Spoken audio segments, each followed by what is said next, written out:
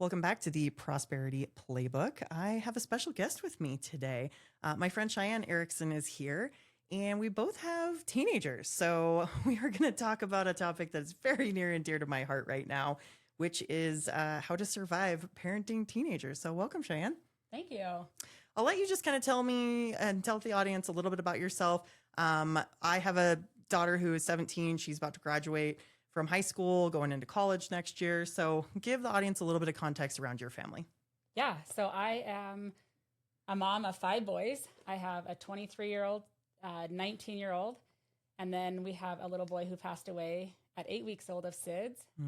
And so he would be 16. And then I have a 15-year-old and a 13-year-old. All boys. Crazy. You are deep in it, and I don't know how to do the boy thing. That is, I will say, just candidly, teenage boys are not my favorite thing as someone who has a teenage girl. So, And honestly, vice versa. I don't know that I could teenage a girl or raise a girl because teenage girls are hard. they're awful. Yes, I don't disagree with you on that one at all. So I think I don't know. I think God gives us what we can handle, but I'll just kind of start this episode off by saying that we don't have the magic answers and we're not going to magically fix all of this for you by listening to this episode.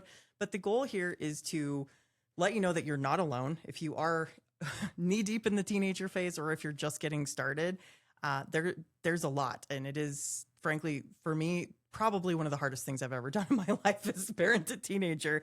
So we want to just kind of share that. Commiserate maybe a little bit, let you know you're not alone, but also share some things that really have worked for us and the things, that we're still learning as we go through.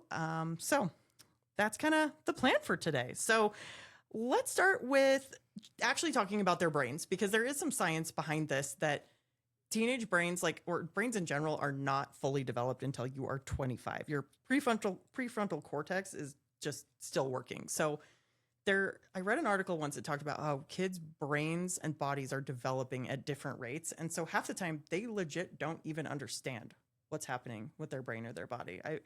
For sure that happens with girls. I know, the period swings are definitely well known. How about for boys? Are there swings? Oh, absolutely. And honestly, 25, I feel like that's being generous with boys. I feel like, really, could it be older? It could be. It definitely could be. I know a lot of guys that are older than that I don't feel like are fully developed. Yes, absolutely. So I think sometimes just the acknowledgement of that. So I'm going to say Lexi was probably even like 12, maybe not even a teenager yet when I read an article about this. And I kind of just brought it to her blatantly and said, hey, do you ever feel like you don't even understand why you're acting a certain way or why your brain is doing a thing or your body? And she was like, yes. And I think just the acknowledgement that it wasn't just her, like other kids are feeling the same way, that this is actually normal, gave her a little bit of peace. I won't say it solved anything, but I think it helped her feel a little more like it was a normal thing. Because one of the things that I've noticed with her that actually breaks my heart, she doesn't really like herself very much. And I don't know if you've experienced that with your boys, but like they're trying to find who they are and they're trying to make their path and be perfect and do all these things. And I'm trying to show her she doesn't need to, but the journey is hard. And she doesn't actually like the fact that she's kind of being bitchy. Yeah. And I think even like with boys, they try to keep up with, I have all these boys and it's like my oldest son played sports and then Easton played sports and Jackson played sports and my youngest, no interest whatsoever. And so it's like, I think he feels like he has to compete with them or keep up with them. And that's not the case. I think kids finding who they truly are can be so hard. And I think the pressure of them, working as a school secretary and watching kids, god dang, teenage years are the hardest. Absolutely. I'm sure you saw a lot of things in that role. And I think that's the other thing is you don't really realize what other kids are going through. And that's another thing that I do remind Lexi when somebody lashes out at her. I'm like, hey, you know what? Hurt people. They're learning this from somewhere. It's probably not even about you, but things that they might be dealing with at home are probably substantially worse than what you think your biggest problems are. And it's not to say you want to minimize their problems, because I can promise that doesn't work at all. Mm-hmm. I usually try to tell my boys, like, remember that on your worst day or on your worst day, it could be somebody else's best day. Yeah. Like that we truly never do know. And I did see a lot of that at the middle school from families that I never would have guessed, or just kids going through things that I didn't even know was possible. I didn't even know that that was people's reality. You know, you hear about those things, but until you experience that and see that, it is hard. Yeah, it is super hard. I'm a CASA volunteer, and my kiddo, I think I've talked about her a little bit before, but her dad just went back to jail again, you know, and it's like her reality is totally different, bouncing foster families and, you know, trying to figure out if she wants to have a relationship with her dad or not. Like, those are very complex problems that our kids don't have. But again, you don't want to minimize their problems because their problems are big to them. And we call it big feelings in our house. Is just a way to like, oh, you got some big feelings. We joke about it with our dog Wrigley because she has to have a sock in her mouth because she has to deal with her big feelings.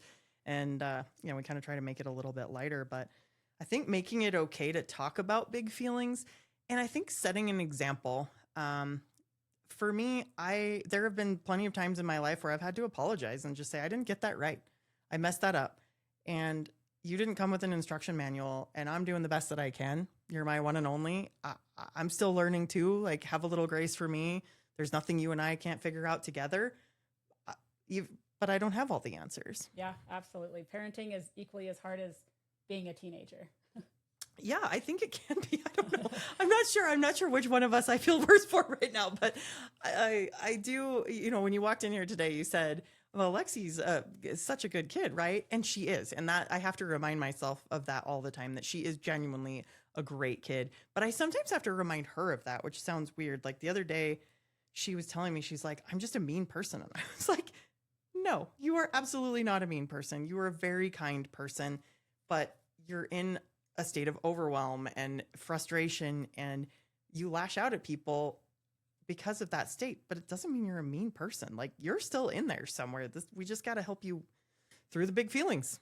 And I think sometimes kids think that they're mean because maybe they've been taught like boundaries. Boundaries are okay. Yeah. And so many people don't know boundaries until you set them, and then people don't respect them. So her being mean might just be her having a boundary. Yeah. And not put up with any BS, you know, kind of a thing. Well, she is definitely that kid. Yeah. She does not put up with anything. And on some levels, I'm really proud of that. I want her not to put up with shit from people. But I also, on other levels, I'm like, okay, you have to be a little bit tolerant of some things too. There's a happy medium. There's a time to bite your tongue and a time to voice your opinion. But yeah, for sure. So let's talk about transitions a little bit here. So there's this term that I've heard recently called soiling the nest. And I love this term. This has given me so much understanding of what my life is like this year. But it's essentially like kind of a bird analogy, obviously. But as your teenager's getting ready to move out of the house, they kind of turn into an asshole that makes you not miss them so much so that you're okay with them actually leaving. So you've already had a couple leave the nest. So tell me what that transition was like for you. Yeah. So my oldest, Braden, he was determined. He was leaving, going to MSU to engineering school when he graduated. And he left right after high school, him and his buddies had plans. They moved out right away. Loved it. He was so independent.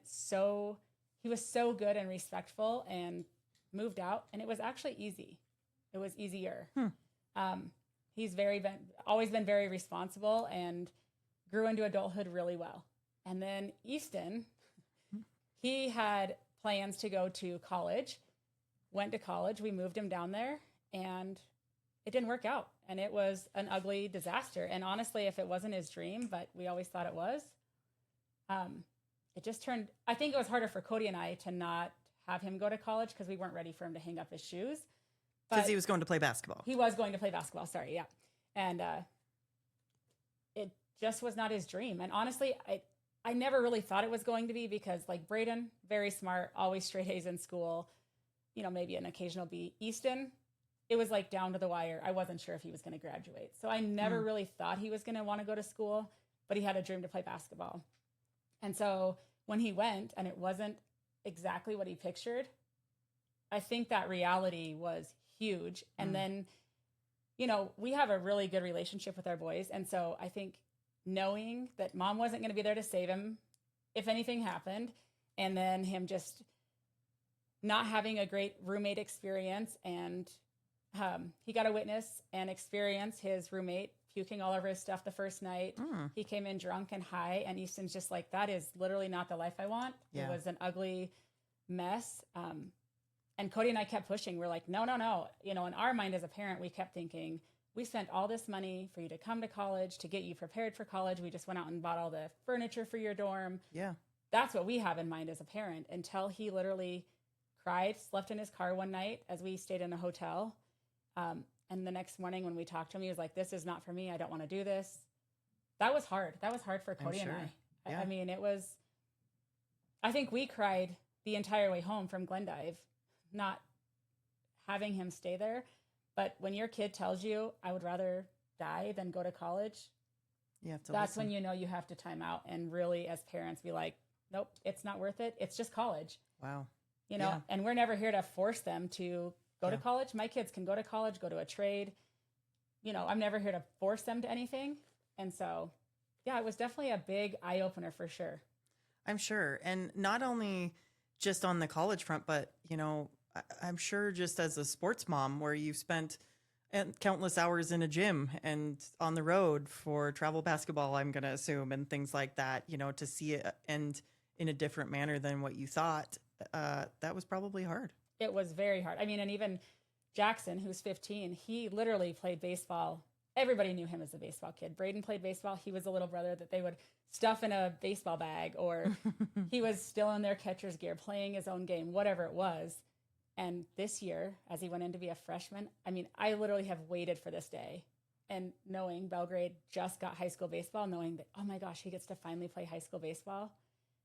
And when he told us this year he wasn't playing baseball, it like broke my heart again. Yeah. But he has to chase his own dreams. We can't chase him, and we can't want him to chase a dream that maybe we want or foresee him to want. So that was hard, but it's been great so far. It is really hard. And I think sports are an awesome, awesome thing, but I think sometimes they're just so much anymore. It's like you have to train year round, and you got to be in the gym every day, and you got to be lifting, and you got to be, there's so many things. And, you know, my daughter did all-star cheer for 9 years, which is a year-round sport and just like very physically demanding. And when she started having back issues and decided to be done, then there was like this sense of loss. That was, it was who she was. It was who all my friends were. It was what we did. Like, we had spent so much time and money doing cheer, and I totally supported her, but it still felt very weird. Like, what are we going to do? And then she played volleyball she coached for a year and played volleyball her freshman year. And then her sophomore year, that was when she quit cheer. And then she ended up not making the volleyball team, and it devastated her. And now I'm like, we just went from 2 sports to no sports, and I have no idea what this year looks like. And it ended up being one of her best years in high school because she learned how to be a kid. Yeah. She went to the football game. She went to the basketball game. She'd never gotten to do any of that stuff before. She was gone or at practice. And I think it made me realize what some of the things she was missing out on. And she, you know, got to have a little fun. Yeah. And I think that we make that like their identity, like they have to do that. And so we almost limit them, you know, and clip their wings, and are like, we don't want them to fly from that. We want them to stick in that and perfect it. And that's never the case. You know, that's never going to be the case. So it's fun to see them explore new things. Well, exactly. And I think that's such a great thing, to let them choose what it is that they want to do. And I love what you said earlier about my kids can go to college, they can go to trade school, they can do whatever. I've talked on many episodes about that I am not the one that's like, everybody has to go to college, because that's how it was when I graduated high school. You just went to college. That's what you did. And all these people have all these student loans that they don't need now. So if there is something specific you want to go for, or you want to just go for the experience and you want to go somewhere affordable, fine. Yep. Do that. But don't spend 7 years bouncing around trying to figure out what it is that you want to do. I got a chance to teach at MSU a couple weeks ago, and that was one of my pieces of advice to those kids is, don't feel like you have to stay in school until you know exactly what it is. Like, change your major, go to something else. That wasn't it. Change your major again. Just graduate, because chances are you're going to find what you love while you're on the job. And I think that happened with Easton, didn't it? Yeah, it did. I mean, and he went to go to college, and he loved the idea of physical therapy. He broke his back his junior year of high school towards the end of the basketball season. And he loved getting to help people and be so hands-on that's why he was like, yep, that's what I'm doing. And then when he was out, he realized that maybe that's not what he loved doing. And he always thought, for whatever reason, he had to go to college. And then his buddy became a barber. And Easton's like, I would never be a barber.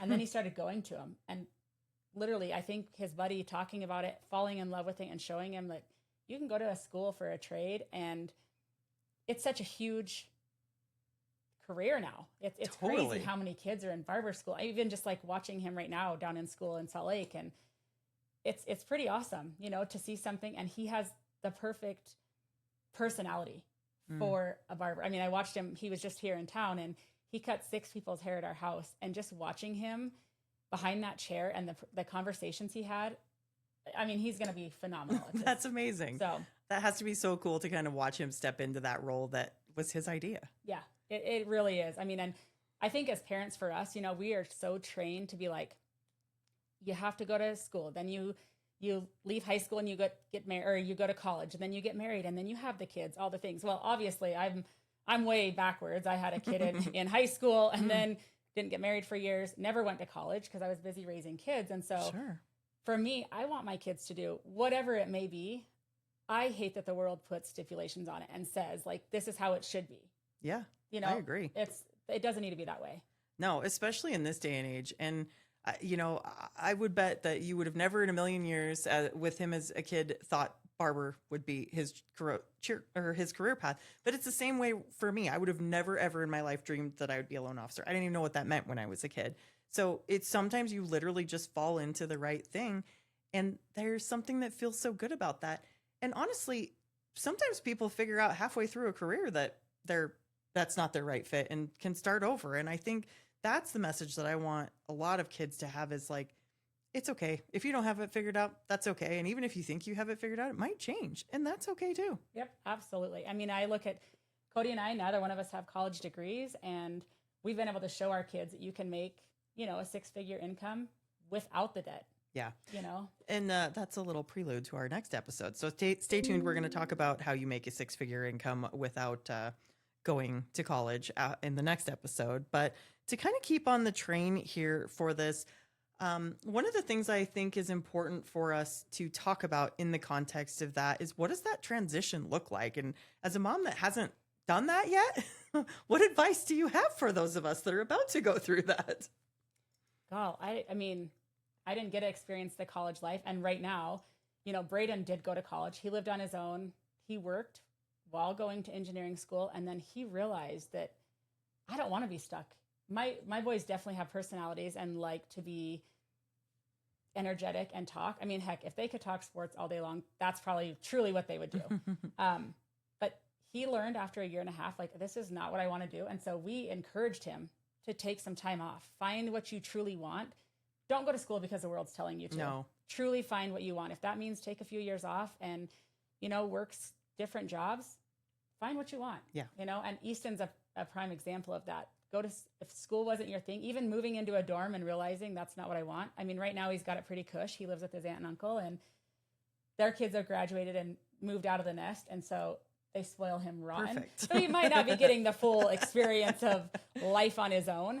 But, yeah, I just think watching your kids spread their wings and learn so many life lessons, but obviously we can be there to protect them and catch them if they fall, but not for everything. It's good to let them to fall a little bit and learn those hard, you know, life lessons. Yeah, I totally agree with you. I think that that's actually where confidence comes from, is knowing you can get through the hard things and come out the other side. And I would love to be able to protect my daughter from all of the hard things that are going to punch her in the face with life, but I can't. And I honestly don't think she would appreciate life. And you don't appreciate the good stuff unless you've been through some of the bad stuff. And so I do think that that's important as well, to let them kind of fall on their face a little bit or let life punch them in the face a little bit and show them that you will always be here for them, just like you said. And I think failure kind of gets to be a dirty word, and I don't think it should be, because we were kind of talking about this earlier, but I think that the only way you can truly fail is either to not start or to give up. Yep, absolutely.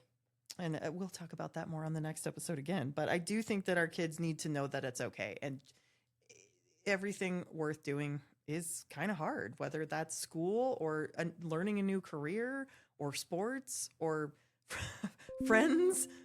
dating relationships, like all of that kind of stuff, I think is very complicated. So maybe that's a good segue to talk about high school dating relationships, because I kind of find there's a mix between like, I just want to stay out of this, but also like supporting them and giving them some tools, because most of the tools that I have came through counseling and things like that. It wasn't something that came natural for me. How about relationships for your kids? I think Easton had a pretty serious long-term girlfriend in high school, didn't he? Or He does. He's actually still dating. Still, okay. The dream girl, honestly. Okay. We haven't always had that. Braden had good girlfriends in high school too. And honestly, I feel like they came in seasons and it was great. I will say that just like we talked about, their brain is not totally developed till they're 25. I think that was a conversation I actually had with Easton his junior year, because not all girlfriends are great, but all girlfriends teach you something. And that's what we've tried to tell him is, he dated a girl when he was first into high school, and we loved her. We still love her. We talked to her family, great family. I mean, we took her on vacations with us. It was great. They broke up. I actually still don't know to this day why they broke up, but that's okay. Yeah. And then he dated a girl, and she was as controlling as they got, and it was ugly. And it was you know your kid, and he lied from, and we're such an open family. Yeah. My kids don't typically lie. Same. And so when he lied to us about going to meet her at Target the first time, and then it was like he'd be at her house, he'd be 7:30. You need to come home, because she lived out of town. So it's like, you need to head home about 8 o'clock. It'd be like 7:45. Oh, we just sat down to eat dinner. No, you need to head home. It's dark. The path to Livingston is ugly. You need to come home. And anyways, long story short, it was just an ugly relationship. And finally it got to the point where she said some very horrible things and alluded to wanting to get pregnant. Oh God. In spite of me, because I caught on to her, and it didn't end well. It didn't end well for Easton. And it actually, as a parent, it broke my heart to actually finally tell him, if you're going to listen to her, you are going to have to make your choice between being home or go live with her. Wow. Because if she's such a wonderful human and has your back, I want you to really think about it. And it came down to ugly conversations. And honestly, tough. He broke up with her. Wow. And now to this day, he's like, I feel like I could speak about relationships, because now he's dating. And people tell us this all the time. It's not like it's just my own opinion, which we do absolutely love her and adore her, but she's like the gem. They both could play their sports. She's a dancer, so she dances. They don't have to hang out all the time. They don't have to text every day. Love that. They don't have to, they go weeks without hanging out. I mean, obviously now that he's at college too, but even when he was a senior and she was a junior, they went different paths because they were both so busy, and it was okay. And then it was like, oh, okay, you want to hang out on the weekend? You want to go to the hot springs? Whatever. Perfect. We'll hang out, and then go back to their own lives. And it was never like controlling. And so relationships in high school are just, it's crazy. And I have a hard time because I moved here my sophomore year. I started dating Cody, and we've been together ever since. Wow. I mean, Braden's 23. Yes, I had him in high school, but he was my high school sweetheart. And I know it doesn't always work that way. No, but sometimes it does. It's been amazing. I mean, we've definitely had our ups and downs, and of course, good, bad, and everybody ugly, but high school relationships are interesting. Well, I like what you said earlier around every girlfriend teaches you something. And that's what I've always told Lexi. I'm like, high school dating is not necessarily for you to find the person that you're going to marry. Like, if it happens, fine. If not, like, I think a lot of people are waiting until they're 25, 30 to get married anymore, because they're finding themselves first and figuring out what they want to do and letting their brain develop first. And before, because I've always thought like it's almost unrealistic to meet somebody when you're 18 or younger even. And then as you grow and change throughout your life, you're going to stay still liking each other for 50 years. Like, that seems very hard. So I do think, I've always said, hey, if you find the right person, you find the right person. But your high school relationships, and probably some in college too, are just about teaching you what you like, what you don't like, how to put up your boundaries, what you're willing to put up with and what you're not.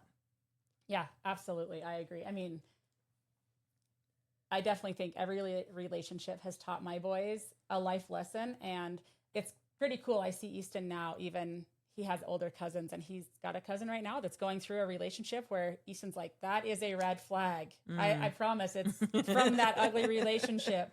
So So yeah, I think it all teaches them something.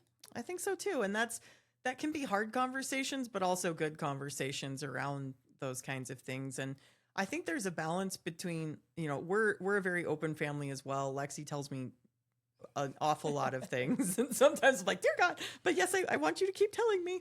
But I think that it's okay for them to have some things that are just for them too. I think it's okay. I want there to be no topic that is off limits. She can ask me anything. She can tell me anything. And I've always told her, like, there's going to be consequences for your actions, whatever it is, if you get in trouble. But you and I can always figure something out together. I will always have your back. Yep, absolutely. There is nothing, and we tell our boys that all the time. Like, there is nothing that you can't get through, whether it's a breakup, a speeding ticket, no matter what it is, you can get through anything. Yeah. So let's talk about that. The balance between having some structure, but also letting them have their freedom. Because I think that's something that, where Lexi was such a good kid and where she was in sports so much, like she wasn't asking me to do a lot of things. And then all of a sudden when she was, then it was like scary things like, yeah, I want to go to this bonfire. And I was like, dear God, I know what happened at bonfires when I was in high school and I don't want you to, like, how do you find that balance of letting them find who they are, make their own mistakes to a certain extent, but also like having some sort of boundaries? I've never struggled with that with my kid. When I grew up, it was like you were home by 8:00. I mean, I didn't have, my freedom was not far. We had to have a plan on a Monday if we wanted to go out, even have a sleepover on a Friday. It was just, I grew up totally different. And there was a lot of things where I knew I did not want to raise my kids the same way. Not that my parents failed in any way, shape, or form, for sure.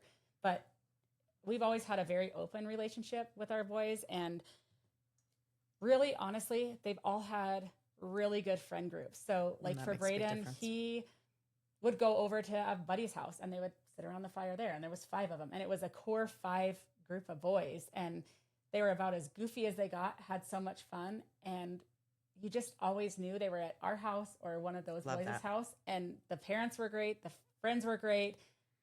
I could trust them. I mean, I never had to worry about partying. That's the dream right there. Yes. And so, I mean, same with Easton. I feel like they've always been so busy with sports. And I mean, Easton's always had a girlfriend. So I knew where he was. I never worried about, I mean, I don't know if it's, I'm sure we're not the only parents that do it, but it's like, oh, you want to taste alcohol? You think you want to go to a party? Totally. Go ahead. Give it a shot. Let me know how you feel. Good. You're puking in the porcelain? Perfect. That's where we want you. So it's not like it's I don't know. We've never had trouble with cell phones. I feel like that open relationship is what truly builds that like no trust with your kids. And I've never had any issues so far, knock on wood. I still got 2 more to go through high school, but I haven't had trouble with the not knowing where they are. They're always been where they said they were going to be. Yep. They were always on time. I always tell my kids, remember who you are as soon as they leave the house. Don't forget, remember your last name on the back of that jersey, or remember who you are, or, like nothing good happens after 10 p.m. I always tell my kids that. And it's truly. So I feel like they've never pushed those boundaries. I love that.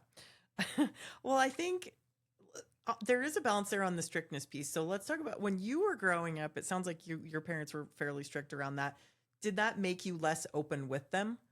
Did you hide things from them? Oh, absolutely. I mean, that's exactly why I snuck out.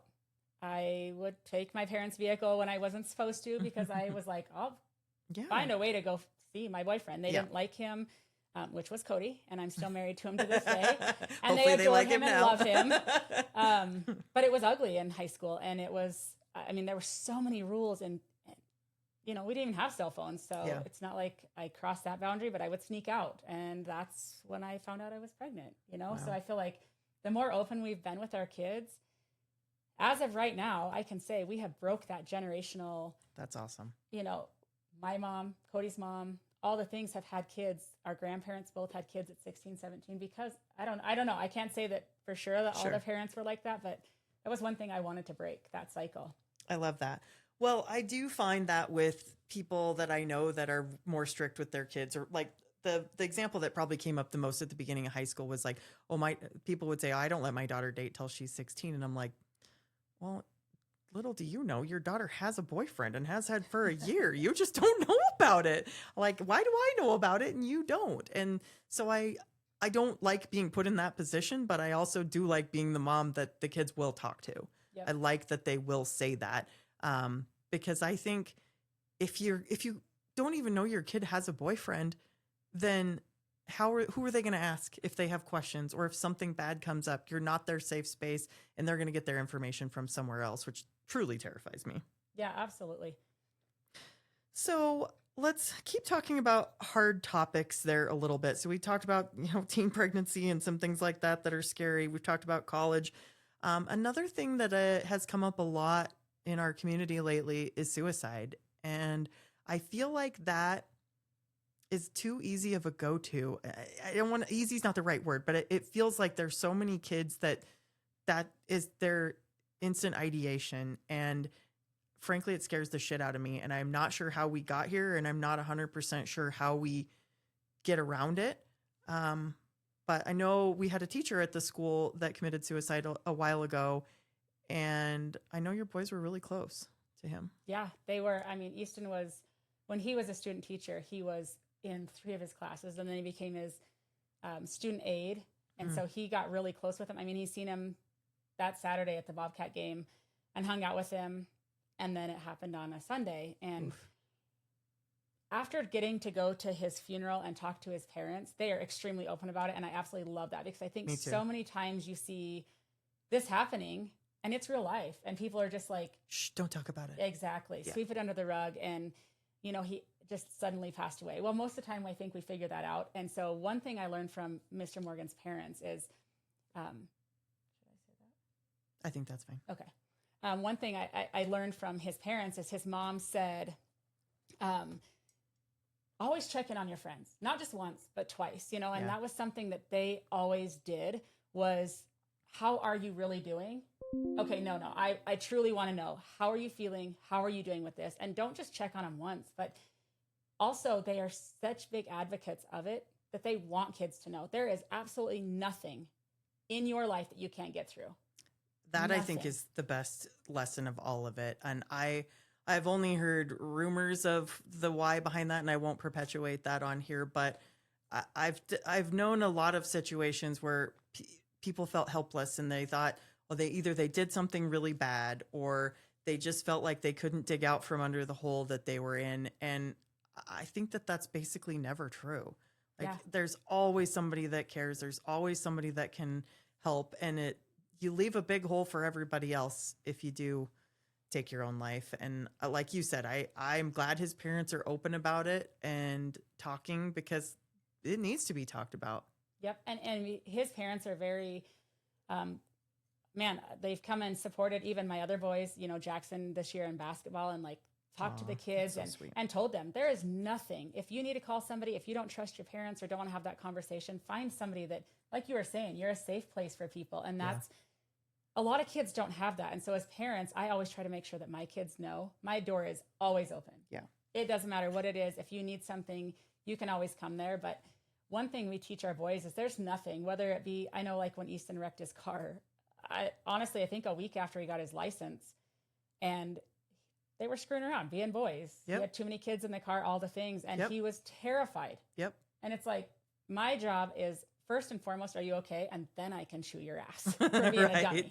Right. But we're all going to get through it. Yeah. And it's like, he even looked at that like, oh my gosh, my parents are never going to forgive me. That's like, I think so many kids don't realize that things are just materialistic. There is nothing, I would rather have my kid on this earth than worry about replacing a vehicle, or, there's nothing that can't be fixed. You make a bad decision, you get through it, you own it. And it's how you respond to your mistake, or, whatever it is, it's how you respond to that and grow from that. That's exactly right. I think just, how do you come out from the other side? Accountability for me is a huge thing. Like, I want you to own that you did it. Like, you messed it up, and that's okay. Like, it is okay that you messed up, but you need to own it and not blame anybody else for what happened. And then if it's not going to matter 5 years from now, don't spend more than 5 minutes worrying about it. Like, it's going to be okay. We're going to figure it all out. Like, it all could be worse than whatever it was that just happened. Yep, absolutely. And the impact that it leaves on everybody else here that's left to deal with your, Yeah. the missing piece. So Yeah, we did a whole episode on that, and there's so many resources around suicide prevention, and 988 is always a good resource. You can call it, you can text it if anybody has feelings like that. You're not alone. If you're a teenager out there that's somehow listening to this and made it this far, good for you. But just know that your feelings are normal, and there is lots of resources to help you get beyond that.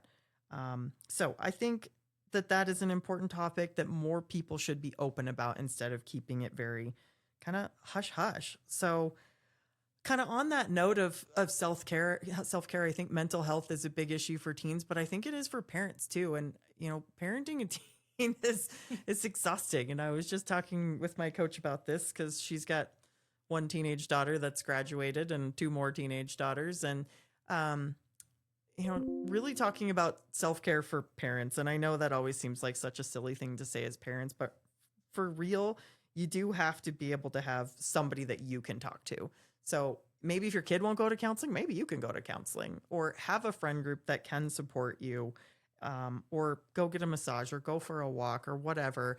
And I think the biggest thing to know is even if your kid is acting out and being awful to you in the moment, they don't truly hate you. They're just trying to deal with their big feelings, and they're not getting it right 100% of the time either. So we've got to be a little bit patient, know that this whole senior year thing is wild. There's a lot of expectations. There's a lot of stress, and it's just not something that anybody glances through real easy, not that I've seen anyway. And the emotions that come behind it from the kid and the parent. I mean, I look at it and I'm like, I got 2 more kids to keep going through. I can't totally think that I'm done, but I'm sure that emotion for you, knowing that Lexi's going to leave, like that's all you've known for the last 18 years, Right. is parenting her. And so I think that the emotion of everything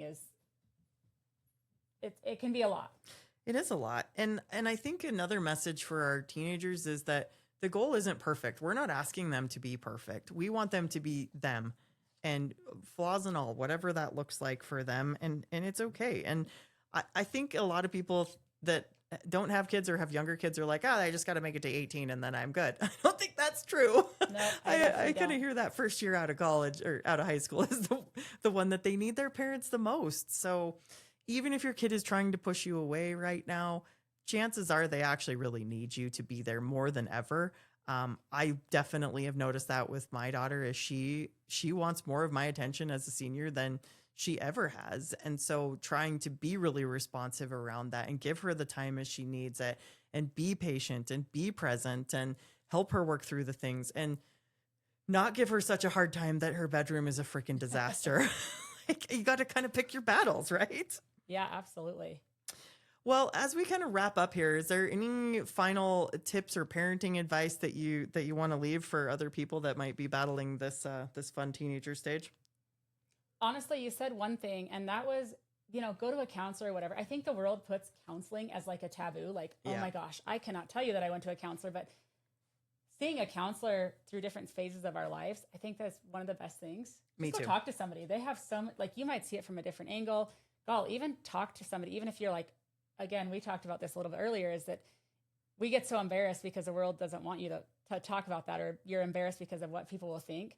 Talk to your friends, mental health or just even parenting, because they might have an idea or have been through something that will really help you relate, or just have a better relationship with your kid, or what they're going through as they start to move out and you become an empty nester, or that kind of a thing. Yeah, absolutely. Reach out, whatever resources you had. We did do a whole episode around mental health and counseling, and just trying to remove the stigma around that. And I do think that's getting removed a little bit, at least for women. Maybe I think men still kind of think it's a weakness thing in a lot of circles, but I think counseling is one of the best things that we ever did as a couple.